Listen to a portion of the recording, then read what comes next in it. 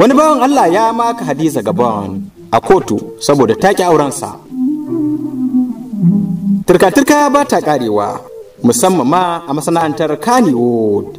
Wani ma'aikacin gwamnati mai suna Bala Musa, ɗan kimanin shekara 48 a duniya, ya maka fitacciyar jarumar Kannywood, wato Hadiza Gabon, a gaban wata kotun shari'a da ke jihar Kaduna a ranar Litinin bisa zargin kin aurensa. Wanda ya shigar da karar ya shaida wa kotu cewa yana da alaka da jarumar kuma ta yi masa alkawarin aurensa. Ya bayyana cewa ya zuwa yanzu a fadarsa, na kashe mata zunzurutun kuɗi wuri na gugar wuri har kimanin naira 396 duk lokacin da ta nemi kuɗi na bata, ba tare da bata mata lokaci ba, saboda fatan ya zama mijin aurenta, in ji shi. Daily News 24 ta rawaito cewa an fara sauraron karar ne a ranar 23 ga watan Mayu, amma wacce ake kara ba ta zuwa kotu bayan an kai kararta. Kabir ya roƙi kotu da ta ƙara masa lokaci domin gabatar da wadda ake zargi a kotu.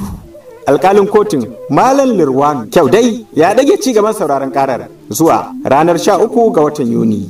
To, Hadiza Gabon ko ta ci wannan kuɗin? Allah shi ne masani. Amma dai bisa alamu ana ganin kamar ku danna subscribe da liking sannan ku share domin sanar da ku sabbin shirye-shiryenmu da zarar mun dora. Rimi Online TV.